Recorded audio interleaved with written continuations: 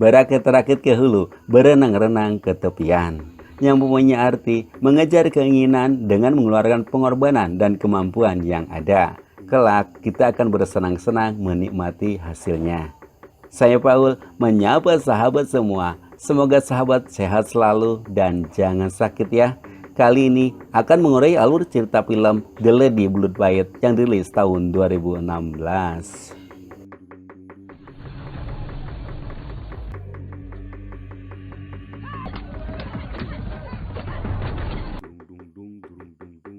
Film ini bercerita tentang seorang wanita yang mengikuti komite, sebuah turnamen pertarungan gaya bebas. Untuk meraih kejuaraan tersebut, ia selalu dihina dan diremehkan oleh lawan-lawannya.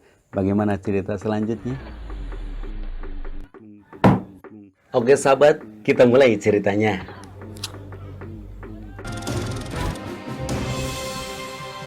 Cerita dimulai pada final pertarungan gaya bebas yang disebut komite antara Master Y berhadapan dengan Master Su.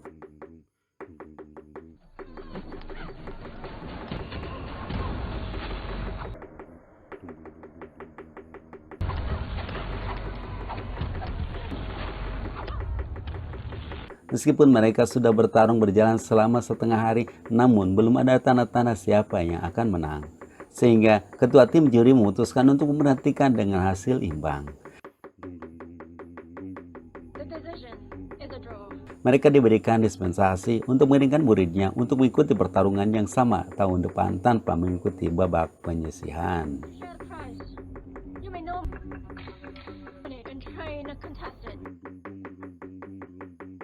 9 bulan kemudian, panitia menyebarkan undangan kepada petarung berbagai negara untuk mengikuti babak penyisihan.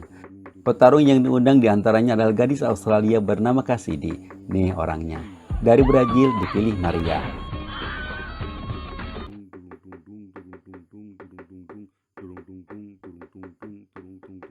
Dari Asia, panitia memilih dari Vietnam.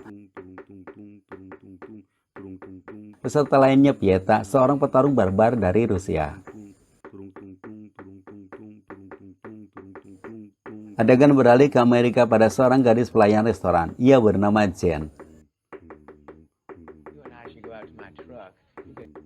Salah satu pengunjung cowok hidung belang menggodanya mengajak Westway, membuat Jen marah.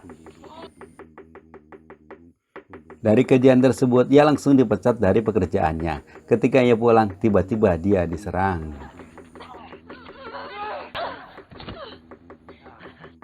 Rupanya cowok tadi dihajar restoran Mas dendam dan membawa temannya untuk mengeroyok.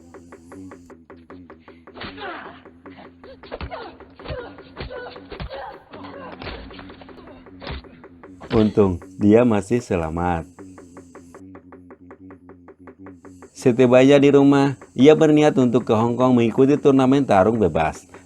Sekaligus mencari ayahnya yang 18 tahun lalu mengikuti komite, namun sampai saat ini ayahnya tak kembali.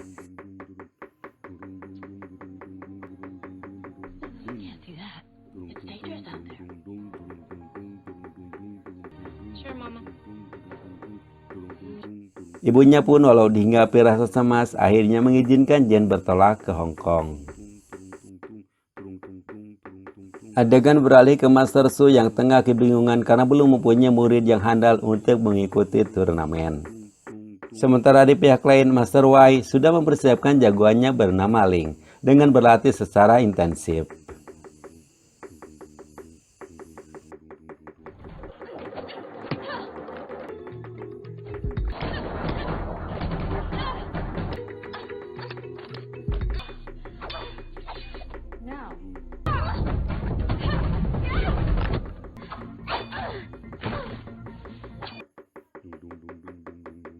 Kembali ke Jen yang tiba di Hong Kong. Ia tengah kebingungan mencari alamat lokasi turnamen. Ia dihampiri seorang pemuda yang menawarkan bantuan untuk menunjukkan lokasi yang dicari Jen. Jen pun dengan positif thinking menerima bantuan si pemuda dengan mengikuti kemana pemuda pergi. Ia tidak mengetahui pemuda itu sebenarnya mau menjebaknya. Kebetulan Master Su berada di sana dan memperhatikan mereka. Ia pun mengikuti kemana Jen pergi. Ketika mereka berjalan di tempat sepi, Jen dikepung oleh beberapa pemuda untuk diajak Westway. Tapi Jen melawannya.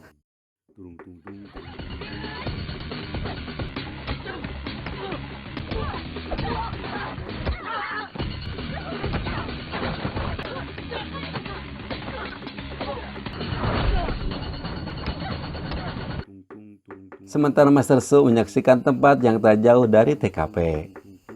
Karena Jen masih lelah, ia pun akhirnya dapat dijatuhkan sampai ia pingsan. Master Su mendekati untuk menolong. Ia tertarik dengan skill bela diri kungfu yang dimiliki Jen. Ketika Jen sadar, ia sudah berada di rumah Master Su. Sebagai rasa terima kasih, ia membersihkan rumah Master Su. Dan Master Su pun simpati akan kerajinan Jen. Lalu ia mengajak ngopi. Jen pun menceritakan maksud kedatangannya ke Hong Kong untuk mengikuti turnamen pertarungan gaya bebas. Namun Su mencegahnya karena kemampuan bela diri Jen belum maksimal. Ia pun mengajak untuk berlatih dengannya.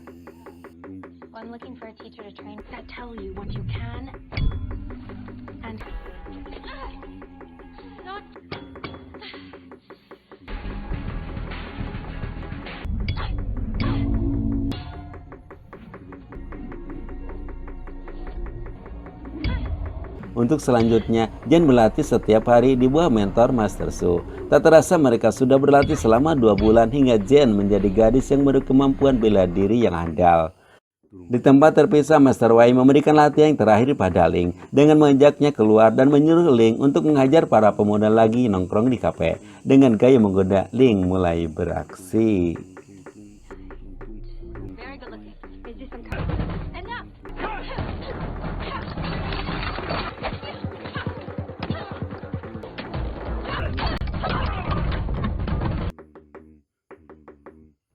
Cerita selanjutnya kita dibawa pada arena turnamen tarung bebas.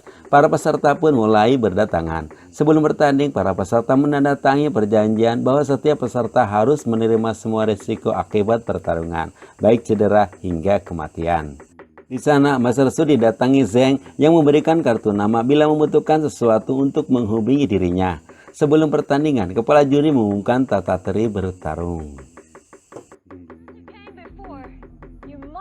Welcome to the 435th meeting of the Commitment humbles us, and we're now committed for long years. Our order has fallen. Sedangkan hasil pertandingan babak penyisihan menyisihkan 8 petarung untuk mengikuti babak per-8. Dan Jen bertarung menghadapi atlet taekwondo asal Korea.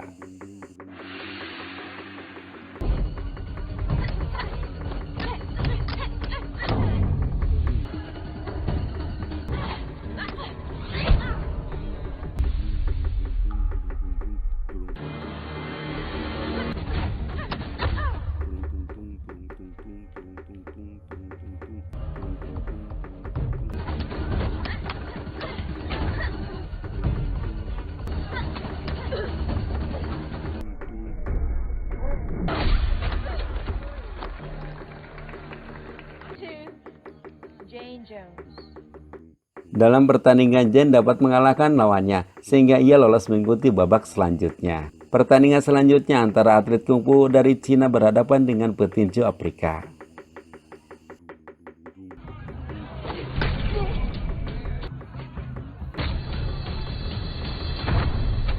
Sungguh di luar dugaan, hanya dengan satu tendangan petinju tinggi besar itu dapat dijatuhkan. Mantap kayaknya. Menggunakan jurus si gelut tirup. Jurus apaan tuh? Yang tak kalah seru saat Pieta menghajar lawannya hingga babak belur.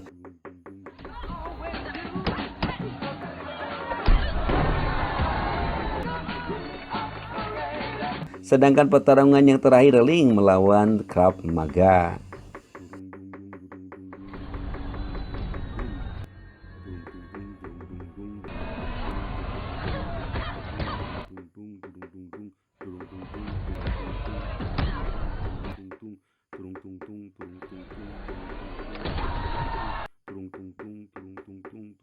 Dalam pertandingan itu meloloskan 4 petarung yang akan mengikuti pertandingan babak semifinal. Saat pertarungan di kamar ganti, Ling bikin onar dengan menghina Jen sebagai gadis kecil pemukul tas yang lemah. Perselisihan mereka diraih oleh Cassidy. Suatu malam, Jen mendatangi Zeng menanyakan keberadaan ayahnya. Sebenarnya, Zeng mengenali ayahnya, namun ia enggan menyebutkan ada di mana. Dia hanya menguatkan pada Jen agar besok dapat memenangkan pertandingan. My client's been on your opponent, but I don't recall.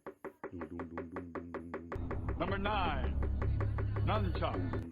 Keesokan harinya, pertandingan dengan menggunakan senjata. Ready?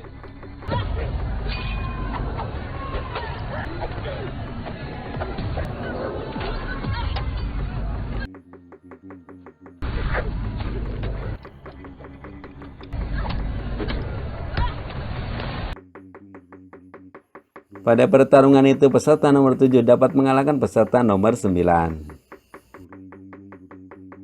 Setelah itu Jen kembali bertarung menghadapi jago kungfu dengan menggunakan pedang.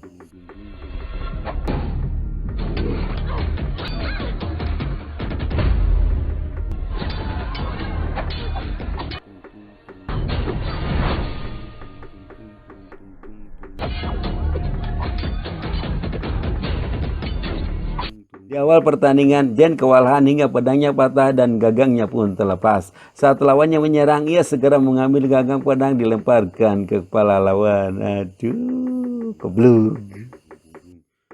Pertandingan selanjutnya, Cassidy melawan Sveta.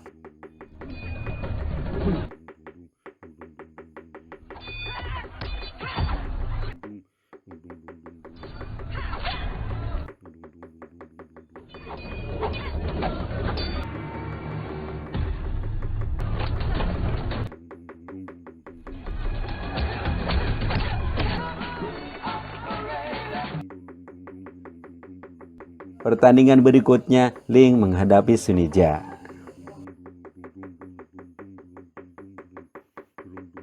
Di akhir pertandingan, Ling dapat menghajar Sunija keluar dari arena pertandingan.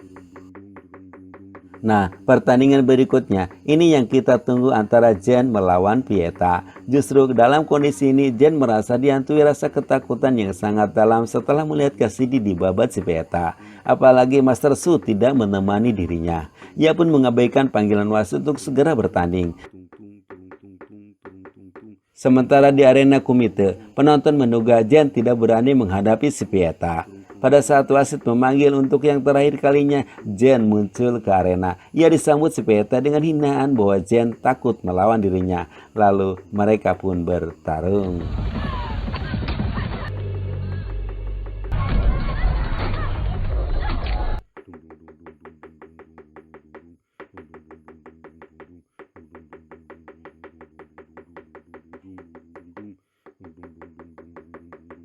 Dalam pertandingan itu, Jen dapat dijatuhkan dan dihajar habis-habisan. Tapi saat ketua tim juri akan mengumumkan si Pieta juara, Jen tiba-tiba bangkit dan kembali bertarung dengan penuh dendam.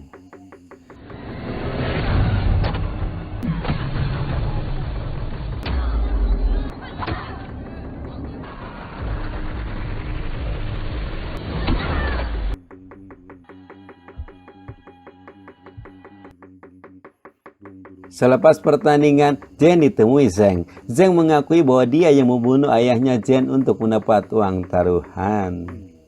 Sedangkan pada Jen, Zheng tak perlu membunuh karena Jen terluka sangat parah dan tak akan mampu mengalahkan Ling di final. Di pihak lainnya, Master Y optimis Ling dapat memenangkan pertandingan karena ia mengetahui Jen mengalami luka yang cukup serius. Keesokan harinya, saat pertandingan final komite akan dimulai, semua yang hadir merasa heran melihat kondisi Jen telah pulih kembali. Ling pun dihantui rasa was-was kalah taruhan karena ia menjagokan Ling. Di akhir pertandingan, Jen dapat menjatuhkan Ling sehingga Jen jadi championese komite tahun itu.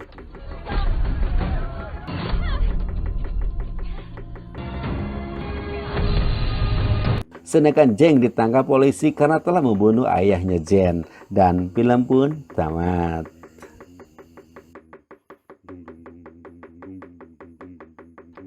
Itulah sahabat alur cerita film The Blood Fight. Semoga terhibur, salam sehat, dan jangan sakit ya. See you.